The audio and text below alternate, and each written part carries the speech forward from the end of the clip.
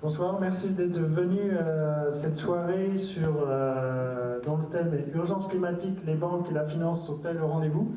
Un sujet dont on ne parle pas très souvent, un sujet très méconnu. Voilà, donc on a invité ce soir Lucie Pinson de l'association Reclaim Finance de venir nous expliquer un peu comment ça se passe, où sont déposées, à quoi servent nos économies, etc. Elle nous éclairera sur plein de sujets. Voilà, alors... Merci d'être venu. Merci Lucie. Avant de commencer d'entamer sur les banques, la finance et le climat, connaître le lien, je demanderai à Lucie son parcours.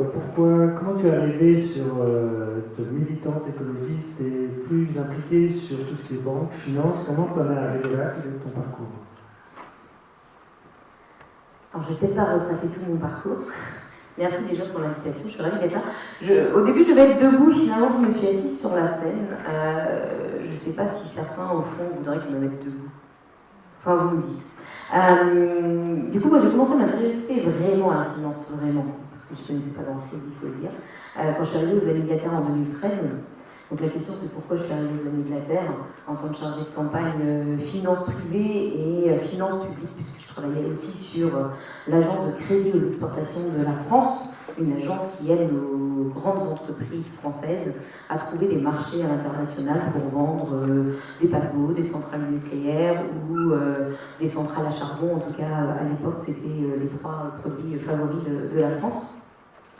Alors, je suis arrivée aux Amis de la Terre parce que j'ai fait mon stage de fin d'études. Alors, à la base, je n'étais pas du tout destinée à rester en France. J'allais repartir en Afrique plutôt pour travailler avec des assos de développement. Et puis, finalement, j'ai fait un stage de fin d'études, c'est souvent le cas, avec l'ETEC, qui est très proche d'Attaque. ETEC qui a fait émerger le mouvement intermondialiste en France, fondé en 1979 au tournant néolibéral, et j'étais dans le comité d'organisation de la mobilisation citoyenne, donc les contre-sommets, alors que le G8 et le G20 se tenaient en France en 2011. Et j'ai à ce moment-là découvert les Amis de la Terre, et j'ai découvert leur campagne sur les banques, et je me disais, tiens, c'est vachement malin quand même d'aller s'attaquer à ces grands établissements financiers, puisque on le sait tous, on est dans un contexte, on savait un peu moins à l'époque, mais on était déjà dans un contexte d'urgence sociale et climatique, et malheureusement, les projets qui minent l'environnement, qui augmentent les inégalités et réchauffent la planète, il y en a des centaines. Il y en a des milliers même, qui sont portés par des centaines d'entreprises. Et finalement, les Amis de la Terre nous disaient, si vous regardez bien, vous allez vous rendre compte que tous ces projets sont financés par un petit nombre de banques. Et donc, je trouvais ça vachement malin de s'attaquer directement à la dizaine d'acteurs financiers, donc notamment en France, à nos 4 banques, puisque nos 4 banques françaises, BNP Paribas, Crédit Agricole, Société Générale et Banque Populaire Caisse d'Épargne, font partie des plus grandes banques au monde et font de la France la 4e place bancaire la plus importante au niveau international. Et puis il y a une deuxième raison qui explique aussi peut-être le nom Reclaim Finance, qui est que pendant le G8 et le G20, j'avais carte blanche aussi pour travailler sur un des sujets à l'agenda, et j'ai essayé de travailler sur le sujet de la volatilité des prix sur les marchés agricoles, qui était à l'agenda du G20 et qui était traité dans les médias comme un sujet à laisser entre les mains d'experts économiques et financiers, et un sujet que le commun des mortels devait vraiment délaisser. On n'attendait pas son avis, alors que derrière ces termes assez barbares, c'est quand même pourquoi des gens ne peuvent pas se nourrir, alors que l'alimentation, les céréales, il y en a sur les marchés, il y en a au bout de la rue, mais elles n'y ont pas accès. Et il faut comprendre qu'en 2011, ce sujet était à l'agenda du G20 parce qu'on sortait des émeutes de la faim. Donc pourquoi des personnes crèvent de faim, et clairement c'était il n'y avait pas du tout de volonté de politiser le débat, et donc moi je me suis donné pour mission d'aider la Confédération paysanne à y comprendre quelque chose, et notamment pour mettre à jour le rôle de la spéculation. On vient aux acteurs financiers, le rôle de la spéculation sur cette volatilité des prix sur les marchés agricoles.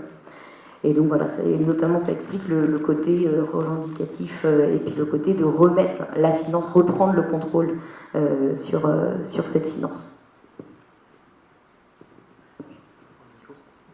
Alors, on attaque le sujet. Les banques, la finance et le climat. Donc, quel est le lien en fait? Dans les rues de Dijon, on en voit encore aujourd'hui, j'en voyais, on voit des publicités pour les banques qui soutiennent le développement durable. Donc on se dit, en fait, tout va bien. En fait, tout va bien. Alors, on dépense beaucoup d'argent en communication, en effet. En communication externe, mais aussi de plus en plus en communication interne pour contrer les demandes des salariés, puisque beaucoup de personnes ne tombent plus dans le panneau. Aujourd'hui, notamment grâce à la mobilisation, je sais que Stéphane, tu penses que beaucoup de personnes ne sont pas encore au courant, bien entendu, de l'impact de la finance sur le climat, mais il y a quand même une prise de conscience qui est en train de germer, notamment cette année, on l'a vu en tout cas de notre côté. Alors non, malheureusement, si les banques françaises et plus globalement les établissements financiers français, parce qu'il n'y a pas que les banques, hein, en France on a aussi AXA, qui est le deuxième plus gros assureur au monde des multinationales. On a aussi Amundi. Alors je ne sais pas qui d'entre vous connaît Amundi. Oh punaise, mais beaucoup de personnes. Donc pour ceux qui ne connaissent pas Amundi, c'est le BlackRock européen. C'est un Français, c'est la société de gestion du groupe Crédit Agricole. Donc il gère beaucoup d'argent d'investisseurs et de particuliers. Il gère aussi beaucoup d'épargne salariale. Et donc Amundi, c'est un géant puisqu'il gère 2000 milliards de dollars d'actifs. Donc c'est vraiment colossal. Tous ces acteurs-là, y compris nos chères banques, ont la main sur le cœur, pris un engagement de protéger la planète en 2015 à la COP21 et n'ont cessé de renforcer leur engagement depuis, puisqu'aujourd'hui on a des acteurs financiers français et puis au niveau international on en a des centaines qui s'engagent à tout faire pour aligner leur portefeuille de financement, d'investissement et d'assurance sur l'objectif de limiter le réchauffement à 1,5 degré. Et là, je ne vais pas vous bombarder de chiffres, donc je vais citer que le chiffre pour les banques. Malheureusement, on voit qu'au niveau international, les 60 plus grandes banques ont alloué 4 600 milliards de dollars de financement aux énergies fossiles, donc le pétrole, le gaz, le charbon, donc les principales sources d'émissions de gaz à effet de serre au niveau international depuis que l'accord de Paris a été adopté. Il y en a 350 de la part des banques françaises. Et le gros problème de ces financements, c'est pas tant qu'ils existent, parce que personne n'a dit qu'il fallait sortir du pétrole et du gaz du jour au lendemain. Ça va prendre du temps pour fermer une à une chaque installation en opération aujourd'hui. Ça prend du temps aussi parce qu'il va falloir se soucier de la reconversion des salariés, il va falloir se soucier de la remédiation de l'environnement, etc. Donc c'est un long processus qui doit se commencer par contre maintenant, puisque c'est extrêmement compliqué. On le sait en France, on n'a pas été foutu de tenir notre objectif de fermer 4 centrales à charbon. Donc vous vous rendez compte quand il y en a plus de 6700 unités de production d'électricité à partir de charbon dans le monde, c'est un défi colossal qu'il nous faut tenir en 20-30 ans maximum aujourd'hui, mais surtout, il faut arrêter d'en développer de tels projets. D'après, ça c'est les Nations Unies, l'Agence internationale de l'énergie, les scientifiques du GIEC, bref, les plus hautes autorités politiques, scientifiques et énergétiques nous disent il ne faut plus en mettre, il y en a déjà trop, il faut les fermer, et donc tout nouveau projet nous mène dans la direction inverse à laquelle qu'il faut suivre. Et malheureusement, on voit dans ces 350 milliards de financement des banques françaises que la majorité, presque la totalité, j'ai envie de dire, va à des entreprises qui ne sont pas des entreprises en transition, mais sont des entreprises qui, comme Total Energy, développent massivement de nouveaux projets d'énergie fossile. Total Energy, qui se dit être en transition, alloue 70% de ses dépenses aujourd'hui au pétrole et au gaz. Donc voilà le problème aujourd'hui.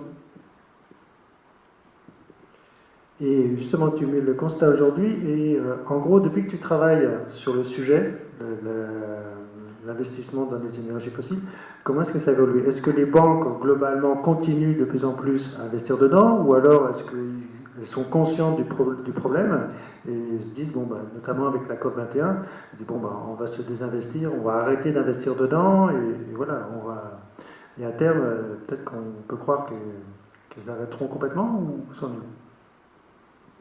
Alors je sais qu'après la première réponse, c'est assez déprimant. Après, quand on regarde posteriori, on se dit qu'on a fait un sacré bout de chemin quand même depuis 2005, puisqu'en 2005, les Amis de la Terre lancent leur campagne sur les banques.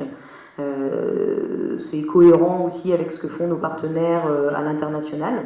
Jusqu'à présent, on s'était intéressé à la finance publique, et puis là, à partir de 2005, on va s'intéresser à la finance privée, donc notamment au rôle des banques dans le financement du secteur énergétique, mais aussi des agrocarburants, de grands barrages, enfin, au-delà des énergies fossiles, je veux dire.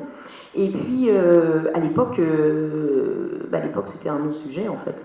La responsabilité même des acteurs financiers dans l'allocation de leurs capitaux était un non-sujet. À partir du moment où c'est légal, on peut le faire, ce n'est pas à nous de décider. À partir de 2011, on avait même titré, notre collègue qui travaille aujourd'hui à Reclaim Finance avait titré le Bing Bang est enfin là, puisque une banque française venait enfin d'adopter des politiques sectorielles pour encadrer ses financements à des secteurs les plus risqués, notamment les énergies fossiles, mais pas que. Et puis petit à petit, on s'est battu pour faire en sorte que leur responsabilité soit reconnue et qu'elles le reconnaissent, pas uniquement lorsqu'elles financent directement des projets, mais aussi lorsqu'elles financent des entreprises. Et pas uniquement lorsqu'elles financent via un prêt une entreprise, mais aussi lorsqu'elles leur donnent tout plein de services financiers autres, que je ne vais pas détailler, et qui participent au financement des industriels. Donc tout ça, ça a été fait entre 2005 et on va dire 2013. Et puis en effet, la COP21 est arrivée et là, ça a vraiment mis un pavé dans la mare quand même. Le sujet des financements était à l'ordre du jour. C'était impossible pour les banques françaises d'aller à la COP21 et ne pas se voir poser la question c'est bien beau vos renouvelables, mais que faites-vous sur le charbon? Donc ça, c'était grâce à la mobilisation. Et on a eu un accord qui reconnaît, un accord de Paris qui mentionne le rôle des financements dans la lutte contre le dérèglement climatique. Et dérèglement climatique qui, il faut le rappeler, les COP, c'est un espace où on ne parle pas seulement climat, on parle climat pour répondre aux enjeux de développement et aux enjeux de lutte contre les inégalités. C'est le principe même de justice climatique qui est au centre des COP, en tout cas en théorie. Malheureusement, ce n'est pas cette approche-là qui a dominé par la suite dans la manière dont les secteurs financiers abordent le climat. Le secteur financier n'aborde pas tant le climat en vue de réduire ou de prévenir et de réduire son impact sur le climat. Les acteurs financiers abordent la question climatique davantage comme via l'approche de la gestion du risque. Le dérèglement climatique existe, donc je vais essayer de passer entre les gouttes. C'est un fameux discours qui a été tenu par Mark Carney, qui était à l'époque le gouverneur de la Banque d'Angleterre, de la Banque centrale d'Angleterre, devant un parterre d'assureurs et qui explique aux acteurs financiers, les gars, vous avez intérêt de vous y mettre. Vous devez absolument commencer à bosser, à potasser sur la question climatique, parce que le dérèglement climatique va créer plein de risques qui, in fine, va avoir un impact sur votre capacité à générer du profit. Vous avez des risques de transition, vous comprenez tous que si demain il y a une inondation, l'actif qui est financé par la banque, il produit plus, donc la banque perd de l'argent à travers l'entreprise qui possède cet actif. Vous avez des risques de transition qui sont liés par exemple à l'adoption d'une régulation. Si demain une entreprise fait du charbon et se voit interdire sa production de charbon parce que c'est trop carboné par un État, eh bien, les acteurs financiers ne veulent pas avoir de telles entreprises dans leur portefeuille parce que, in fine, c'est l'entreprise qui fait faillite. Et quand une entreprise fait faillite, elle ne peut plus rembourser ses créanciers. Donc les banques doivent comprendre ce risque-là. Puis enfin, il y a un dernier risque qui est très lié à l'affaire BNP portée par les Amis de la Terre et Oxfam, qui est le risque juridique de demain se retrouver devant les tribunaux pour tout plein de raisons, mais notamment le manquement à l'égard de la loi sur le devoir de vigilance. Donc Mark Carney dit tout ça aux acteurs financiers en disant il faut que vous bossiez là-dessus parce que ça va vous impacter. Sauf que c'est une approche par le risque, donc on passe entre les gouttes. Et le but de la chose, c'est de du coup comprendre comment le dérèglement climatique va avoir un impact sur les profits. Sauf que, malheureusement, on le sait, les énergies fossiles, sur le court terme, c'est hyper rentable. Il n'y a pas de risque financier aujourd'hui à investir dans les énergies fossiles. Au contraire, on peut se faire beaucoup d'argent dans les investissements et les financements aux énergies fossiles. On le sait tous, on sort juste d'un grand débat. En tout cas, on en a beaucoup parlé des super profits. C'est extrêmement rentable d'être actionnaire de Total. Et le problème, c'est que les acteurs financiers ne réfléchissent pas sur le long terme, ils réfléchissent sur le court terme. Le court terme, c'est que c'est rentable. Donc malheureusement, cette approche-là, nous on le voyait bien, ça nous menait dans le mur. Et jusqu'en 2017, on a réussi à pousser les acteurs financiers à arrêter de financer des centrales à charbon parce que c'était risqué, à arrêter de financer des entreprises qui étaient aussi hyper risquées parce qu'elles faisaient 90% de leur activité dans le charbon, donc charbon étant risqué, j'ai pas envie d'avoir cette entreprise dans mon portefeuille. Mais les entreprises qui, comme Glencore, font 6% de charbon, mais développent de nouvelles mines ou sont, comme Glencore, le 9e plus gros producteur de charbon au monde, c'est pas du tout risqué vu que c'est que 6%. Même si demain il y a une régulation, Glencore a les épaules pour tenir droit et ne pas chanceler. Donc pour moi, pour une banque, c'est pas du tout risqué. Glencore qui, par ailleurs, au-delà de la question climatique, en effet, fait appel à des milices, a fait assassiner beaucoup de personnes en Colombie, etc. C'est pas du tout risqué. Par contre, pour le climat, pour les populations, ça, oui, c'est risqué. Mais c'était pas l'approche des acteurs financiers. Jusqu'à ce qu'en 2017, AXA décide d'exclure les entreprises qui, comme Glencore, développent de nouveaux projets dans le secteur du charbon. C'est le fameux discours de Thomas Buberl au One Planet Summit qui a été organisé par Emmanuel Macron, vous vous souvenez, en réponse à l'arrivée au pouvoir de Trump. Trump voulait faire Make America Great Again, et bien le président Macron voulait faire notre planète Great Again, et comme quoi ces grandes messes ne servent pas que à rien, puisque AXA en a profité pour dire que jusqu'à présent, ils s'étaient souciés de l'impact du climat sur leur portefeuille et qu'à partir de maintenant, ils allaient se soucier de l'impact de leur portefeuille sur le climat. Et depuis, il y a eu une cinquantaine d'acteurs au niveau international qui a adopté des politiques à peu près similaires. Donc ça, c'est pour la bonne nouvelle. La mauvaise nouvelle en termes d'évolution, c'est que sur le pétrole et le gaz, et on y reviendra après, cette logique-là d'agir pour le climat, pour les populations, et pas seulement de se protéger des risques, n'est pas du tout appliquée. Et en termes d'évolution, malheureusement, on voit qu'après la COP, ou avant la COP, il y a eu très très peu d'évolution sur la manière dont jusqu'à aujourd'hui, là on voit des prémices apparaître, mais globalement jusqu'à aujourd'hui, le régulateur et le législateur a absolument rien changé dans la manière d'aborder la question, à savoir on est toujours dans de l'autorégulation et les seules mesures qui sont prises visent à forcer les acteurs financiers à être plus transparents sur leur activité et à faire du joli reporting sur du papier glacé. Alors justement, tu parlais de régulation. Il y a Bruno Le Maire qui disait, ça date en 2017, la finance sera verte ou ne le sera pas. Bon, on entend ce genre de choses régulièrement. Donc des mots, et en fait, qu'est-ce que fait le gouvernement? Est-ce qu'il régule? Comment est-ce que les financements, les banques sont encadrées? Elles peuvent faire ce qu'elles veulent Alors la France a été leader sur une loi, mais une loi de transparence, à travers un article qui s'appelle l'article 173, aujourd'hui c'est l'article 29, c'est pas très important, mais qui poussait les acteurs financiers justement à publier la manière dont ils prennent en compte les risques liés au dérèglement climatique. Donc on est rebelote dans une approche par le risque, et c'était des mesures juste de transparence qu'on fait des petits à l'international, puisqu'il y a plein d'initiatives, et notamment une très importante à l'international qui a découlé en grande partie de cette loi-là.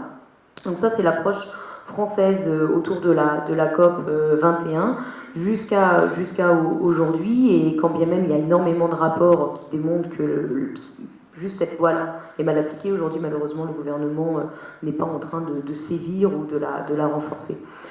Il y a eu un autre moment où le gouvernement a pu laisser penser, l'espace d'une seconde, qu'il allait encadrer les activités des acteurs financiers. C'était en 2018, où rebelote, les Amis de la Terre et Oxfam sortent le même jour. On n'était pas très bien coordonnés, mais finalement on a réussi à se coordonner assez pour aller voir le monde ensemble de manière à faire la une du monde la veille d'un Climate Finance Day. Donc le Climate Finance Day, c'est avant les COP, avant donc les conférences sur le climat international. La France organise tous les ans une petite répétition pour le secteur financier qui s'appelle le Climate Finance Day, où tous les acteurs financiers sont réunis pour faire le point sur ce qu'ils font de bien sur le climat et prendre éventuellement des nouveaux engagements. Au Climate Finance Day, du coup, Bruno Le Maire est forcé de réagir à la une du Monde et fait le surpris.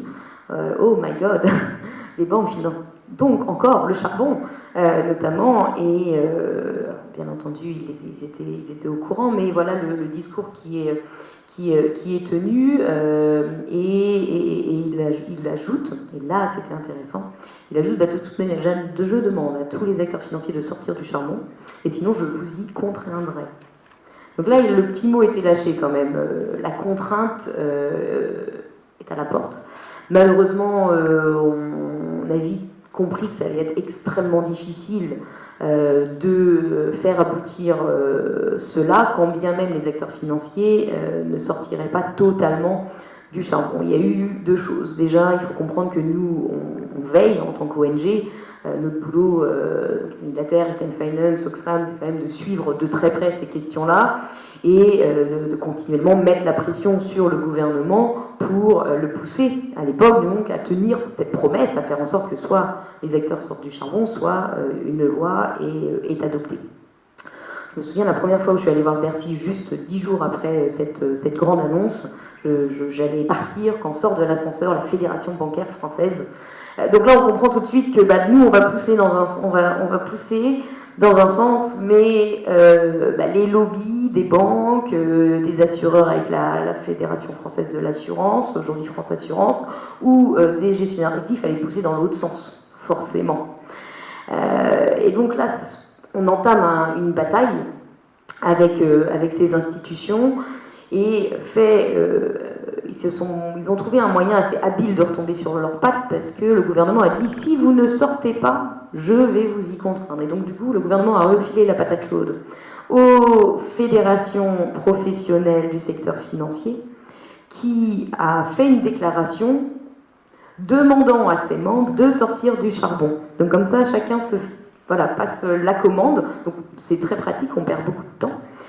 Heureusement, quand même, l'engagement a été pris et nous, on va tenir Bruno Le Maire responsable de ce propos, on va le lui rappeler. Par ailleurs, on va continuer à faire pression dans la rue, donc il y a de la mobilisation citoyenne permanente. Il y a un travail en même temps de lobby, de plaidoyer en direction des acteurs financiers pour les aider à adopter ou les contraindre à adopter ces politiques de sortie. Et petit à petit, on va réussir à obtenir ces politiques, mais sans passer par le levier législatif. Et aujourd'hui, où est-ce qu'on en est ? On est dans un moment où le gouvernement ne tente même plus, en tout cas ne tente même plus de prétendre vouloir décarboner la finance. Et je crois que d'ailleurs cette année, Bruno Le Maire, pour la première fois, n'a pas dit cette fameuse phrase « la finance sera verte ou ne sera pas verte ». En même temps, ça faisait 3 années de suite qu'il le disait, donc il a dû comprendre, bon finalement on s'en fout, c'est pas grave, on sera pas vert. Et donc le gouvernement, au contraire, a acté, cautionne le fait que les acteurs financiers français mettent à la poubelle la science et adoptent des politiques qui ne soient plus fondées sur la science, mais qui soient des politiques réalistes. Voilà, le mot du gouvernement est fait des choses réalistes qui, dans le contexte actuel, on le sait, veut dire continuer de financer le développement de nouveaux projets d'énergie fossile, et notamment financer, parce que ça nous arrangerait, le fameux terminal méthanier qu'on est en train d'installer au Havre. On va avoir besoin de vous pour ça, et Total aussi. Alors, on a vu que la régulation au niveau France, il n'y a pas trop de régulation finalement, il y a des belles paroles. Et au niveau européen ou international, il y a une évolution. Est-ce qu'il se passe quelque chose ailleurs qui pourrait encourager notre gouvernement à faire quelque chose Alors au niveau européen, là il y a des choses qui sont assez intéressantes, puisque il y a deux choses.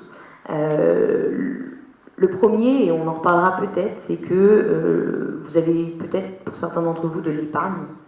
Et dans les produits d'épargne qui vous sont proposés, vous en avez certains qui sont étiquetés verts, durables, bons pour la planète, socialement responsables, ce genre de choses. Et vous avez en effet une législation au niveau européen qui demande aux investisseurs de dire si leurs fonds sont durables ou ne le sont pas. Malheureusement, le législateur n'a pas défini ce qui était durable, donc il le laisse au marché. Et on a eu, bien entendu, beaucoup d'investisseurs qui ont, du jour au lendemain, en claquement de doigts, vraiment, quand je dis que ça a été fait d'un claquement de doigts, ça a été fait d'un claquement de doigts. Le même jour, vous avez 60 à 80%, alors je ne sais plus qui est qui, BNP, entre BNP et Crédit Agricole, qui ont listé leurs fonds comme étant durables. Magnifique. On ne change rien, on est sur une trajectoire, je ne sais plus quel degré pour les financements des banques françaises, mais du jour au lendemain, paf, on les classifie durables. Je vous ai dit que c'était une bonne nouvelle. Donc je continue. La bonne nouvelle, c'est que sur les derniers mois, il y a des régulateurs qui ont commencé à s'intéresser à ce que les investisseurs mettaient dans ces produits et ce qui était derrière les produits durables. Qu'est-ce qu'on y trouve exactement? On a eu, alors ça dépasse la France, on a même eu le régulateur allemand et le régulateur américain qui ont cherché des noises à un investisseur allemand. Vous avez la Commission européenne qui vient de lancer une enquête sur le greenwashing lié à la finance.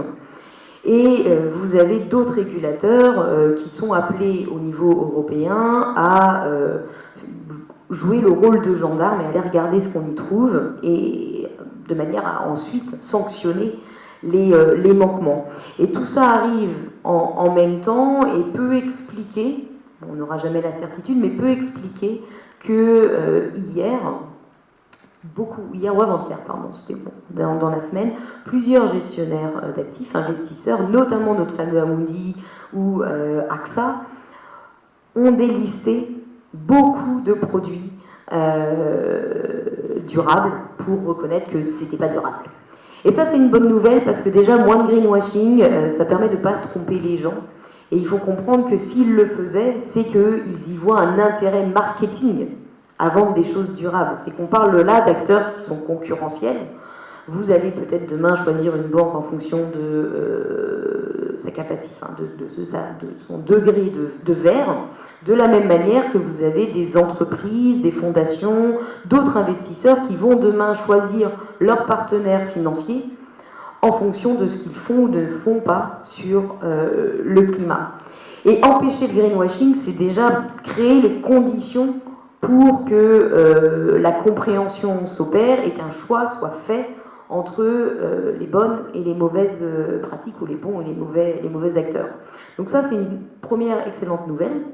Et l'autre excellente nouvelle qui est encore plus intéressante, mais il va falloir beaucoup se battre pour que ça aboutisse, c'est qu'au niveau européen, nous sommes en train d'adopter de discuter des législations qui visent à pousser les acteurs financiers non plus seulement à prendre en compte la manière dont le climat les impacte, mais aussi à prendre en compte la manière dont eux-mêmes impactent le climat. C'est ce que je vous racontais sur le charbon qui était très bien.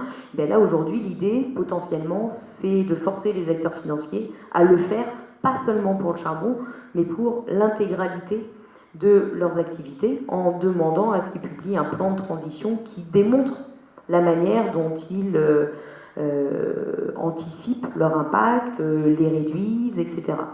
Et ça, c'est intéressant parce que ça crée les conditions, avec plein d'autres choses au niveau international, pour que demain, on puisse mettre ces acteurs financiers devant un tribunal si on estime qu'ils n'ont pas fait les choses correctement. Donc ça va prendre des années, mais ça, c'est une évolution qui est extrêmement intéressante.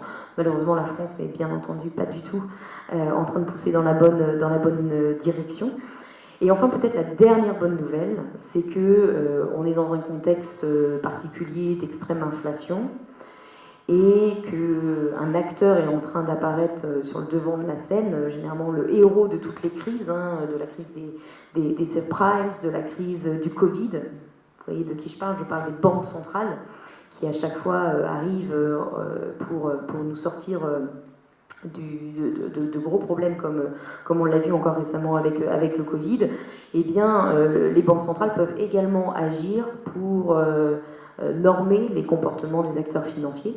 Et aujourd'hui, il y a un moyen très simple de faire d'une pierre deux coups, d'agir non seulement pour accélérer la transition, mais aussi soutenir les foyers les plus vulnérables et en situation de précarité énergétique. Donc des foyers qui ne savent pas comment ils vont pouvoir passer l'hiver et s'ils vont pouvoir vraiment se chauffer et payer les factures. Eh bien, la Banque Centrale Européenne, dont le mandat primaire est de lutter contre l'inflation, a tous les outils à sa disposition pour faciliter notamment le financement de travaux de rénovation thermique des bâtiments et donc aider à la fois la transition et en même temps adopter des mesures de justice sociale. Mais rien n'est fait. Là, c'est les prémices, on va dire, cette année qui donnent un peu d'espoir. Alors, tu parles souvent du terme acteur financier. On a compris qu'il y a les banques, et s'il n'y a que les banques, en fait, la majorité d'entre nous ne connaissons pas bien qui sont ces acteurs financiers. Il y a qui les assureurs, il y a qui autres. Alors, AXA, comme je disais, qui est un assureur, parce qu'il faut bien comprendre que les projets, avant d'être financés, ils doivent être assurés, parce que vous n'avez pas de banque qui va aller donner un prêt à une entreprise pour le développement d'un projet qui coûte des milliards. Société Générale qui conseille une entreprise qui s'appelle NextDecade dans le sud du Texas pour le développement d'un terminal de gaz naturel liquéfié. Ce projet coûte originellement 22 milliards de dollars. Donc c'est des sommes colossales, ça prend des années à se développer, et avant d'aller chercher l'argent nécessaire au développement du projet, eh bien l'entreprise doit montrer qu'elle est soutenue par des assureurs. Et donc les assureurs jouent un rôle encore peut-être plus important que les banques dans le développement du monde de demain. Et fait intéressant, il y a encore moins d'assureurs que de grandes banques en capacité d'assurer les multinationales et des énormes projets industriels. Je pourrais revenir peut-être si ça vous intéresse sur ce qu'on a pu faire et ce qu'on a vu surtout de la capacité à enquiquiner tout un secteur en coupant l'accès à quelques assureurs. Donc on a ces grands assureurs, mais ce qu'il faut savoir, c'est qu'en France, il n'y a que AXA qui fait ça. Les autres, vous avez des Groupama, des CNP, des Maïf qui assurent en effet les PME, les collectivités, nous tous, mais ils n'assurent pas des grands projets industriels aux quatre coins de la planète. En France, il n'y a que AXA qui se compare à Allianz, à Zurich, dans une certaine mesure, et encore à Generali, et puis c'est tout, point barre pour l'Europe. Par contre, les assureurs, pour les projets très risqués, ont aussi besoin de se réassurer. Donc là, en France, nous avons un réassureur qui assure les assureurs, et c'est notamment SCOR, c'est uniquement SCOR, qui est entre le 4e et le 5e plus gros réassureur au niveau international, et qui joue un rôle important aussi dans la couverture des risques de très forte ampleur, notamment les risques climatiques. Donc vous avez tous ces acteurs-là qui sont tout aussi délaissés par le régulateur. Et enfin, vous avez les investisseurs qui jouent un rôle important, notamment dont on entend parler de plus en plus aujourd'hui. Donc je vais parler d'Amundi, mais les investisseurs, il y en a de deux types. Il y a des gestionnaires comme Amundi, comme des gens que vous ne connaissez pas forcément, OFI Asset Management, donc qui vraiment gèrent l'argent des investisseurs. Par contre, vous connaissez les investisseurs, parce que les investisseurs, c'est vos assureurs. Quand vous payez votre prime d'assurance tous les ans pour votre maison, et ça devient l'argent des investisseurs, des assureurs qui sont là, agissent en tant qu'investisseurs, et qui, bien entendu, les assureurs investisseurs sont hyper importants au niveau international, parce que c'est un des groupes d'investisseurs avec le plus d'argent au niveau mondial, et c'est intéressant dans une logique, si vous êtes mobilisé avec Oxfam ou avec les Amis de la Terre ou autres, c'est très intéressant ces acteurs-là, parce qu'ils ont bonne presse, ils ont une bonne réputation contrairement aux banques, et donc ils plient extrêmement vite à la pression. Donc c'est, voilà, petit scoop, l'année prochaine, nous lancerons une campagne sur l'assurance vie pour toucher aussi tous ces acteurs-là. Donc nous serons ravis d'avoir la mobilisation des groupes de Dijon. Voilà pour le panorama dans le secteur privé. Après, il y a plein d'acteurs autres dont je ne vais pas les mentionner. Alors pour terminer sur la partie constat, bon, déjà savoir un peu où ça en est, on voit que c'est assez complexe. Quand on parle d'épargne, il y a des labels. Alors j'en ai noté un, j'ai appris récemment ce que c'est, ISR, Investissement Socialement Responsable, apparemment qui gère 1337 milliards d'euros, c'est pas rien, et qui aurait été créé par le gouvernement, si je ne me trompe pas. Qu'est-ce que ça vaut, ces labels? Je suis désolée parce que j'enchaîne quand même les mauvaises nouvelles. Le label ISR, donc, qui veut dire label investissement socialement responsable, qui en effet a été créé après la COP21 par le gouvernement français. Alors qu'est-ce qu'il représente? On en a parlé tout à l'heure, j'ai oublié, mais c'est c'est 1 milliard, je ne sais plus. Bon, c'est beaucoup d'argent, mais c'est pas tant que ça. En vrai, c'est 20% des encours français. Donc c'est pas rien, mais c'est pas non plus l'intégralité des investissements gérés en France. Donc c'est un label un peu trompeur, parce que tout un chacun qui mettrait son argent dans un fonds dit ISR aimerait croire que son argent est bien utilisé pour des projets au service des territoires, de lutte contre les inégalités, etc., socialement responsables. Malheureusement, on a mené une étude à Reclaim Finance sur les produits commercialisés en France et labellisés ISR, et nous nous sommes rendus compte que dans 94% des cas, nous trouvions des entreprises des énergies fossiles, de l'armement ou associées à des controverses, notamment de violations du droit du travail ou des droits humains. Donc c'est jamais beaucoup d'entreprises. C'est juste que assez d'entreprises pour savoir que, en tout cas, vous n'avez pas de garantie, quand bien même vous placez votre argent dans ce type de produit, qu'il n'aille pas à Total Énergie, pour ne citer que lui. Pourquoi ça se passe? Parce que le label d'État, malheureusement, a reproduit une pratique qui existait déjà dans les fonds ISR, parce que l'ISR en soi existe depuis très longtemps, mais était laissé entre les mains des acteurs financiers et n'était pas donc analysé à travers et ne donnait pas suite à la délivrance de labels d'État. Ça, c'est qu'à partir de 2015, mais donc il y avait déjà des fonds ISR avant. Et déjà à l'époque, en 2008, je crois, ou 2009, les Amis de la Terre avaient publié un rapport qui disait « c'est pas bon, la logique n'est pas bonne parce que c'est une logique de best in class ». C'est-à-dire, vous prenez, je ne sais pas combien on est dans la salle aujourd'hui, je vais éviter de parler de gens parce que du coup je vais dire que certaines personnes ne font pas des choses pas bien. Vous prenez 100 entreprises, vous les notez sur des critères que vous avez vous-même choisis. C'est hyper commode. Et puis les 20 entreprises qui sont les moins bien notées sur vos critères, et le copain d'à côté aura choisi d'autres critères, hein, c'est pas de problème, et bien vous les retirez, vous gardez les 80 bien notés. Quand bien même les 80 font les choses extrêmement mal, hein, est une classe de cancre, c'est pas grave, c'est quand même les meilleurs de la classe. C'est la logique du best in class, c'est les meilleurs dans leur catégorie. C'est une logique qui refuse d'exclure qui que ce soit. Alors que il y a certains secteurs qui sont essentiellement incompatibles avec les objectifs de durabilité et qui devraient être exclus. Donc le label d'État a repris cette logique best in class et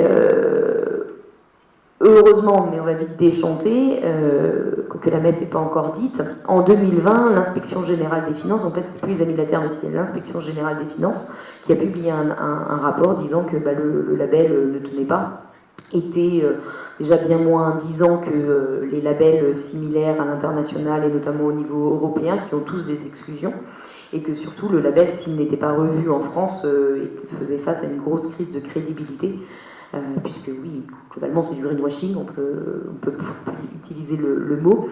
Et donc aujourd'hui, voilà, il y a tout un comité qui est en train de revoir le label, mais le mot d'ordre du gouvernement et de Amundi, puisque Amundi est le plus grand acteur commercialisant ces produits, c'est qu'il faut surtout changer le packaging, mais absolument pas ce qu'il y a dedans. Puisque notamment, on ne souhaite pas voir beaucoup de fonds délabellisés, parce que on aime bien pouvoir annoncer qu'on fait beaucoup de fonds labellisés ISR.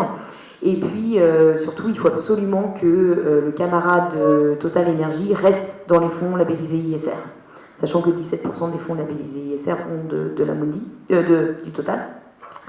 Et donc voilà, donc aujourd'hui, vous pouvez, pour ceux qui suivent un peu, entendre quelque chose qui m'irrite personnellement, c'est qu'on pourrait se féliciter de l'intégration d'exclusion du charbon ou des pétroles et gaz non conventionnels dans ce label.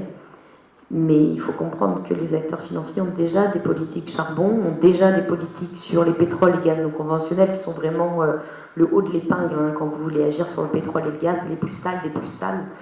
Et qu'en gros, on est en train de dire qu'un label qui est censé nous vendre la Lune va faire moins bien que ce que font tous les acteurs sur la place, déjà sur l'intégralité de leur portefeuille. Alors, maintenant que tu as bien plombé la salle, on a préparé les questions, parce que nous ne sommes pas des experts. Hein. Est-ce que Manuel, tu veux prendre la relève? En fait, sur la deuxième partie, la première partie, c'était le constat, et maintenant, on va espérer avec des solutions. Je te laisse la suite.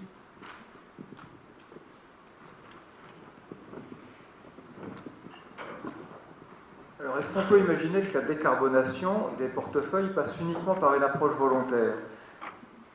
Quel est le rôle de la réglementation? On peut renforcer des sanctions? Et qu'est-ce qu'on peut mettre en place comme sanctions?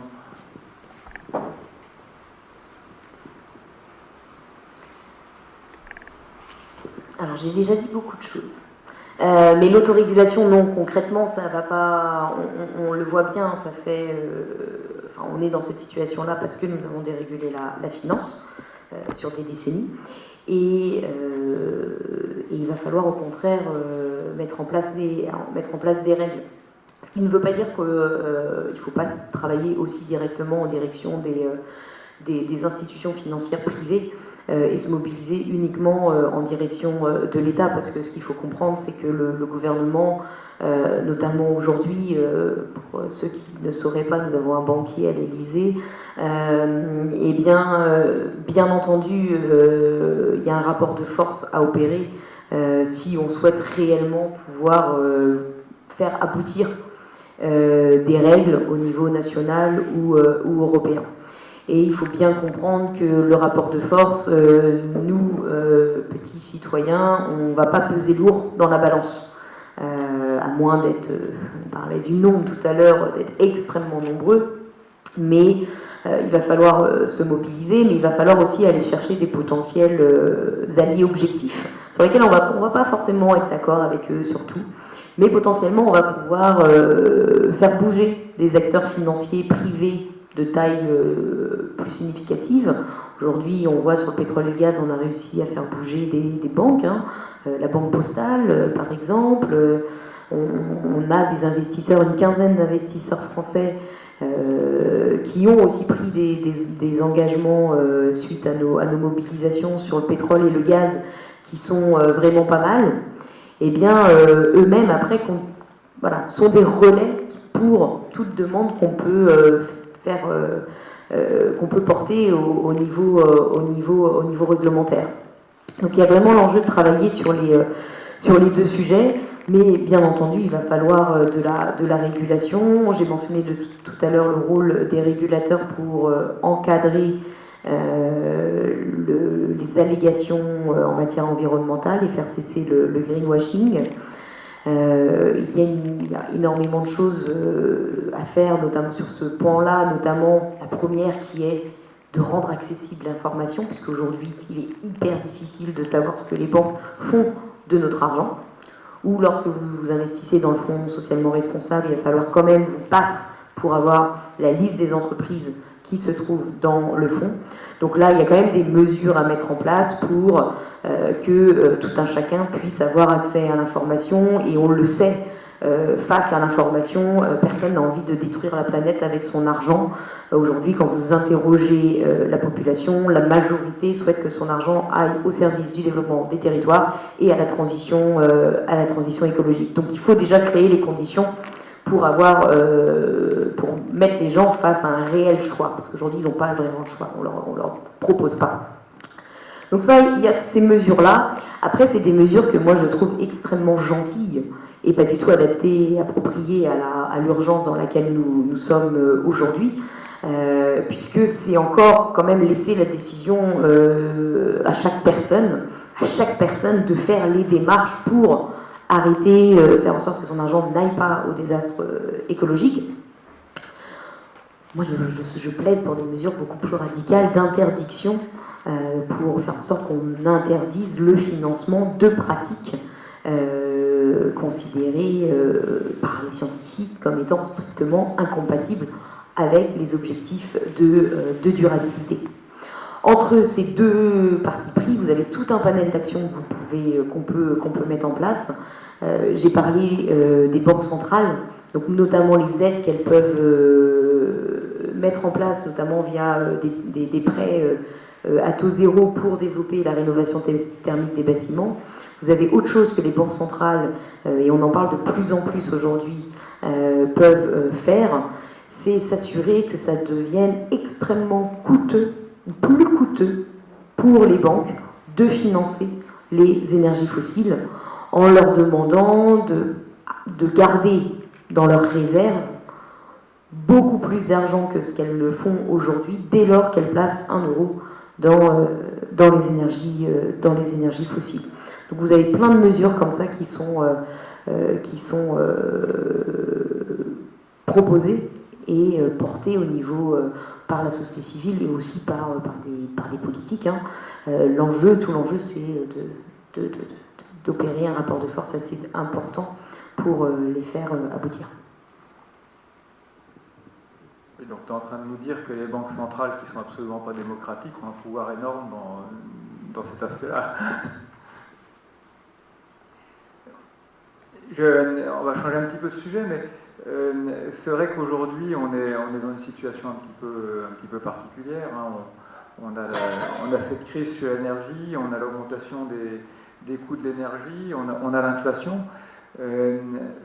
C'est pas un petit peu illusoire de parler changement climatique dans ce contexte économique un peu compliqué ?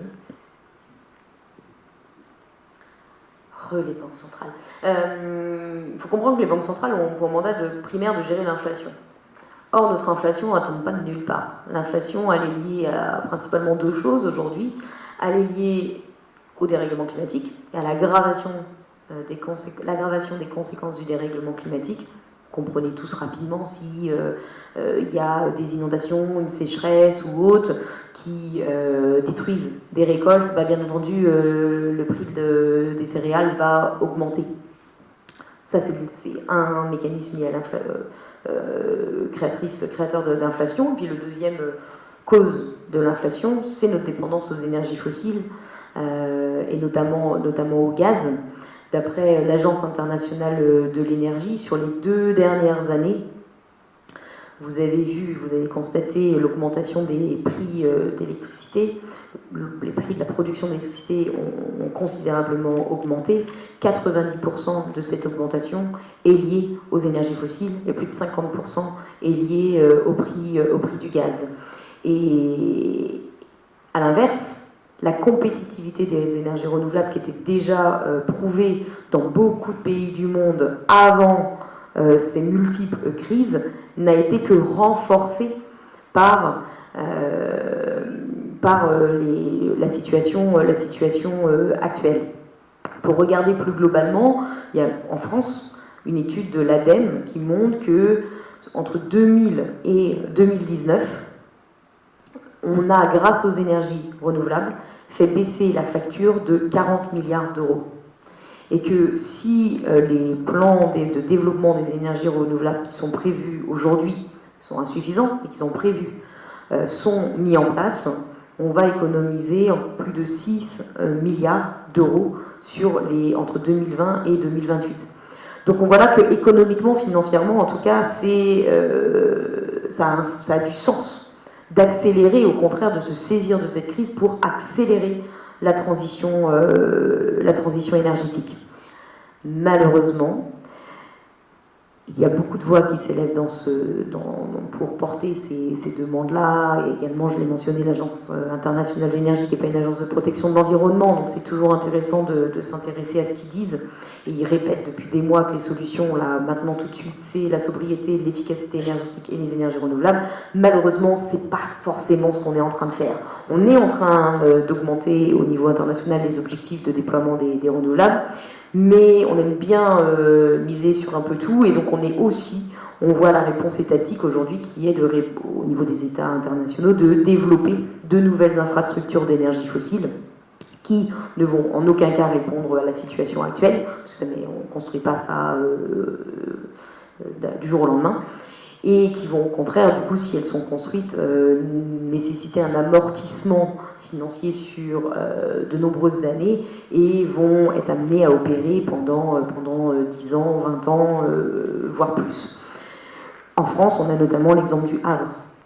Alors le Havre, c'est un peu différent parce que c'est un terminal flottant, donc on pourrait l'utiliser que pour 4 ou 5 ans, tel que mentionné par le gouvernement, mais aujourd'hui on n'a pas d'engagement ferme à ce que le Havre n'aille pas ailleurs, continuer sa vie de terminal et soit démantelé et fermé, ou même renouvelé en France. Le deuxième problème, c'est que ces fameuses banques centrales, aujourd'hui, elles ont jusqu'à présent tendance à ne répondre à l'inflation qu'en rehaussant les taux. Et malheureusement, l'augmentation des taux, enfin les mesures qui sont prises par les banques centrales ont un impact sur l'intégralité des investissements qu'on peut faire aujourd'hui. Que ce soit des investissements fossiles, c'est beaucoup plus cher de faire du fossile, ça c'est une bonne nouvelle. Le problème, c'est que la mesure, elle est appliquée de manière similaire aux énergies fossiles ou aux énergies renouvelables. Donc c'est aussi beaucoup plus cher de faire des énergies renouvelables. Donc ça, ce que fait les banques centrales aujourd'hui ne facilite pas du tout les financements de la transition, qui sont colossaux, puisque pour chaque euro dans les énergies fossiles, il en faut 9 dans les solutions énergies renouvelables, etc. Peut-être qu'on peut espérer que les banques centrales agissent, puisque très dernièrement, Christine Lagarde a reconnu qu'il était de sa responsabilité d'accélérer la transition, et c'est une déclaration qui, pour ceux qui regardent, est inédite. Elle n'a jamais dit ça avant. Donc voilà, maintenant on peut espérer qu'elle tienne son bâton de pèlerin et qu'elle aille convaincre toutes les banques centrales de l'Eurosystème.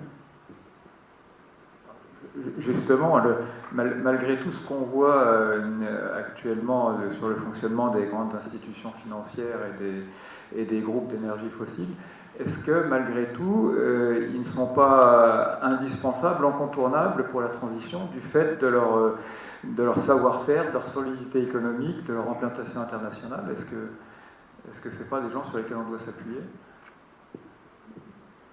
Alors ça, on aimerait bien nous le faire croire. Il y a deux réponses. La première, c'est que il est certain, on en parlait tout à l'heure, au-delà de ces groupes énergétiques, même au niveau financier, que les alternatives éthiques pèsent peu aujourd'hui, très peu. Entre la nef, le crédit coopératif, même si vous ajoutez la banque postale, c'est pas une capacité de financement massive. Or, la transition nécessite énormément d'argent, et il va falloir pour ça mobiliser les capitaux, y compris les capitaux privés. Et peut-être qu'on peut répliquer le raisonnement au niveau des grands groupes énergétiques dont on a besoin pour développer de grands projets, alors ça va être hyper contesté ça après, d'énergie renouvelable. Toute la question, c'est quel type d'énergie renouvelable? Est-ce qu'on les force, ces entreprises, à développer des projets d'énergie renouvelable décidés par les populations, de la manière dont ils ont décidé, ou est-ce que c'est un modèle placardé de l'extérieur? La deuxième réponse, c'est que cet argument, aujourd'hui, il est mis en avant notamment pour justifier le maintien des financements, des investissements, tous les services financiers aux majors pétrolières et gazières comme Total Energy, qui seraient en transition. Puisque oui, Total a des objectifs de déploiement des renouvelables qui peuvent être impressionnants quand on les voit. C'est des gros chiffres, sauf qu'il faut toujours avoir l'ordre de grandeur en tête. Et malheureusement, si Total développe aujourd'hui beaucoup les énergies renouvelables, il développe encore plus les énergies fossiles. Je disais tout à l'heure, c'est 70% des dépenses d'investissement de Total qui vont au pétrole et au gaz et en grande partie au déploiement de nouveaux projets. Dans les nouveaux projets, on entend beaucoup parler aujourd'hui de projets en Afrique où Total est la première entreprise au monde à développer des projets d'énergie fossile qui ne feront qu'accroître le mal développement du continent et qui sont en majorité tournés vers l'exportation. Vous en avez un qui s'appelle le projet EACOP, le East African Crude Oil Pipeline, donc il y a un pipeline de brut chauffé en Afrique de l'Est et qui est extrêmement contesté par beaucoup d'organisations françaises, mais aussi par des politiques au niveau européen et plus largement par la société civile internationale en raison de son impact sur les droits humains, puisque déjà énormément de personnes vont être déplacées et que le projet, quand vous avez un pipeline, généralement vous avez des fuites. Et donc là, vous avez un risque de polluer les ressources hydriques de 40 millions de personnes avec ce pipeline, et pipeline qui passe à travers des réserves protégées. On est dans la région des Grands Lacs, des grands parcs, voilà, vous visualisez une faune exceptionnelle, etc. Donc vous avez ce projet-là, vous avez d'autres projets où Total met ses 70% d'investissement, notamment en Afrique du Sud, des projets qui sont très contestés par une organisation qui s'appelle Bloom en France. Bon bah voilà, ces projets-là, malheureusement, ils vont capter énormément d'argent, autant d'argent qui n'iront pas au développement du renouvelable et qui, comme je le disais, sont majoritairement tournés vers l'exportation, donc la satisfaction de besoins chez nous, globalement, on peut aussi dire ça, alors que, on le sait tous, on a tous entendu parler ces derniers mois, la première des mesures à mettre en place pour opérer la transition, c'est la sobriété. Et finalement, au-delà de cette sobriété, tu viens de nous dire que les banques ne jouaient pas le jeu et qu'elles sont vraiment fortement responsables du changement climatique. Donc si on ne veut pas changer le climat, il faut qu'on change de banque finalement. Je crois que tu t'es commis dans un site qui s'appelle Change de banque, je crois qu'il a évolué récemment. Tu peux nous en parler un petit peu de ce site-là ? Alors on a lancé un site qui s'appelle changedebanque.org, donc Ah mais je crois qu'il est là-haut. Incroyable, il est là-haut, vous avez l'adresse mail. Qui vise deux choses. À déjà donner les clés de compréhension à tout un chacun sur les différents établissements financiers présents en France et leurs différentes pratiques. Parce que c'est vrai que, et surtout après m'avoir écouté pendant je ne sais pas combien de temps, là, 1 heure, vous allez avoir tendance à dire de toute façon la finance c'est des pourris, je le savais déjà, bon, voilà. En vérité, il y a quand même des gens des institutions qui essayent de faire les choses différemment. Alors il n'y a pas de banque parfaite, il n'y a pas encore la banque verte qui fait tout bien, mais clairement il y a des évolutions. Il y a d'une part Banque Postale qui est la moins bien lotie des banques notées vert sur notre site, mais qui aujourd'hui démontre une volonté de répondre aux impératifs écologiques. Vous avez le Crédit Coopératif, qui traditionnellement est la banque de l'économie sociale et solidaire, puis vous avez des nouveaux établissements qu'on appelle des néobanques, mais c'est un abus de langage, qui aussi souhaitent proposer des alternatives éthiques aux grands établissements. Et donc le premier objectif de notre site, c'est déjà de filer les clés de compréhension à tout un chacun pour comprendre ce qui se passe, comprendre les limites de chaque modèle, parce qu'une néobanque, c'est pas une banque. Donc il faut aussi comprendre ce qu'on peut attendre de ces établissements. Éviter le tous pourri pour montrer qu'il y a des pratiques différentes.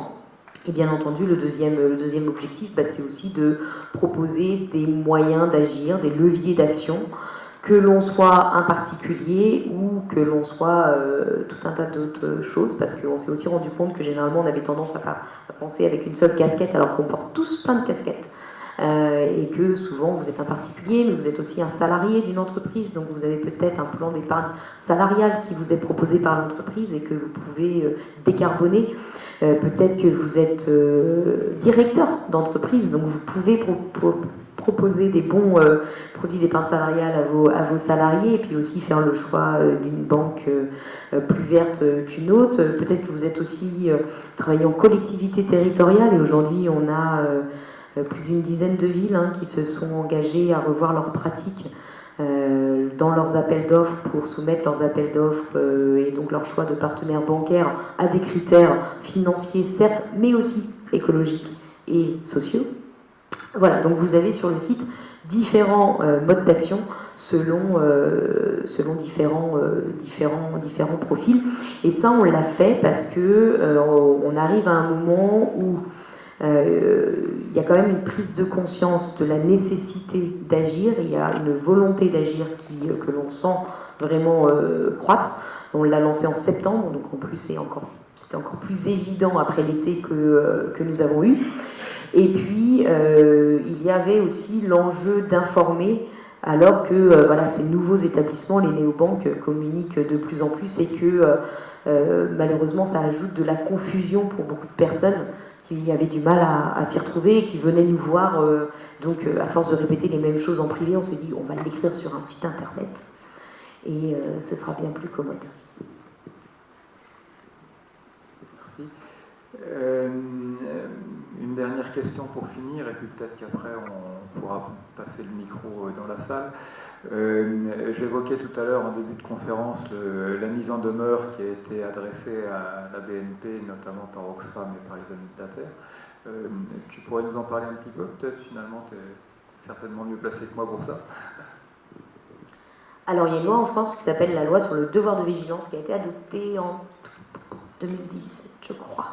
Qui est un long combat d'associations comme les Amis de la Terre ou le CCFD pour forcer les multinationales à être redevables de leurs activités sur l'intégralité de leur chaîne de valeur, donc au-delà des frontières nationales, mais bien au niveau international.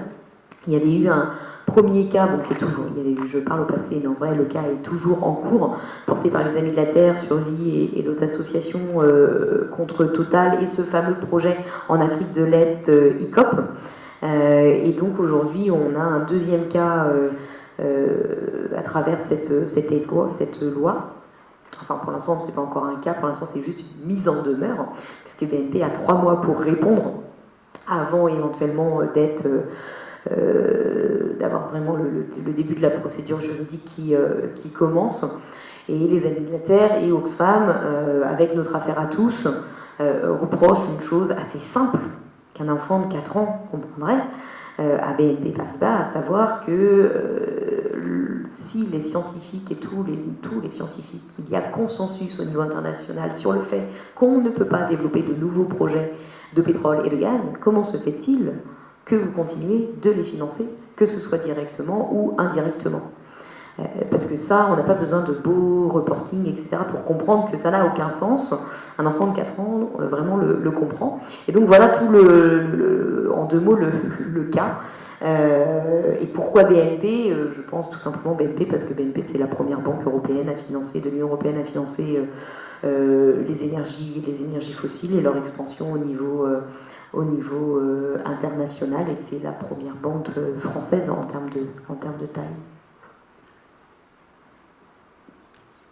En fait, il y a une dernière question, pas directement sur tout ce que tu as présenté, on a pris plein de vues, pas évident, mais tu parles pas souvent, au début tu as parlé de toi, et je voulais revenir avant de passer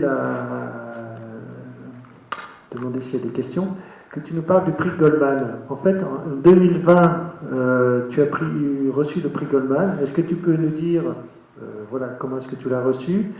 qu'est-ce que le prix Goldman, je pense que tu connais mieux que nous ce que c'est, et quel a été l'impact sur l'ONG que tu as créée avec Lend Finance? Est-ce que c'est eu un impact et à quel niveau?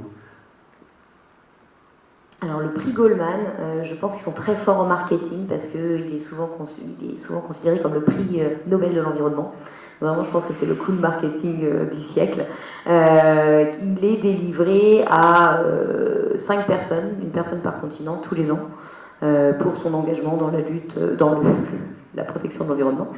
Et donc moi, je l'ai reçu en 2020 pour le combat mené quand j'étais salarié des Amis de la Terre et puis après bénévole des Amis de la Terre pour la fin des financements au secteur du charbon, des financements mais aussi des assurances parce que quand je suis quittée les Amis de la Terre, j'ai travaillé pour une autre organisation sur une campagne en direction des assureurs et on a fait bouger pas mal d'assureurs sur le charbon, donc c'était une belle reconnaissance du travail qui peut être mené en France par des assos comme les Amis de la Terre et plus globalement par les organisations qui se mobilisent pour la défense des droits et la protection de l'environnement à travers le levier financier, puisque c'était la première fois qu'une personne recevait ce prix pour mener des campagnes en direction de banques ou d'assureurs. C'est bien parce que depuis j'ai créé une petite tradition parce que il y a mon collègue australien avec qui d'ailleurs on a mené le premier combat Stop Alpha Call l'a reçu cette année, donc également pour son engagement contre la finance climaticide. Comment ça se passe? Passer un coup de fil, il m'avait appelé le vendredi, j'avais pas répondu parce que c'est un numéro caché. Ils m'ont rappelé le dimanche après-midi. Généralement, dimanche après-midi, c'est un peu bizarre parce que même les plateformes téléphoniques ne payent pas des gens en vérité le dimanche, hein, donc enfin, je crois pas. Et donc, du coup, j'ai répondu quand même le dimanche après-midi, voilà. Et puis, il y a quelqu'un qui me dit est-ce que vous connaissez le prix? Alors, je connais puisque j'ai une de ma mère spirituelle, une collègue allemande qui l'avait reçu il y a 30 ans maintenant. Et voilà, point. Et l'impact, sur le coup, par contre, on réalise pas grand-chose, on raccroche et on se dit c'est cool, mais on mesure pas trop l'impact que ça va avoir. Et en vérité, c'était plutôt pas mal puisqu'il y a eu un beau, ça a mis en avant le sujet, la responsabilité des acteurs financiers sur le devant de la scène. Beaucoup de médias s'y sont intéressés. Peut-être plus que pour certains prix. Je pense que le côté David contre Goliath aussi leur plaît. Voilà, une femme haute contre pomme, qui a un visage de gamine, qui s'attaque à la finance. Je pense que ça a contribué à populariser cette thématique-là. Voilà, globalement, l'impact médiatique était bon à prendre. Surtout puisque c'était la création de Reclaim aussi la même année.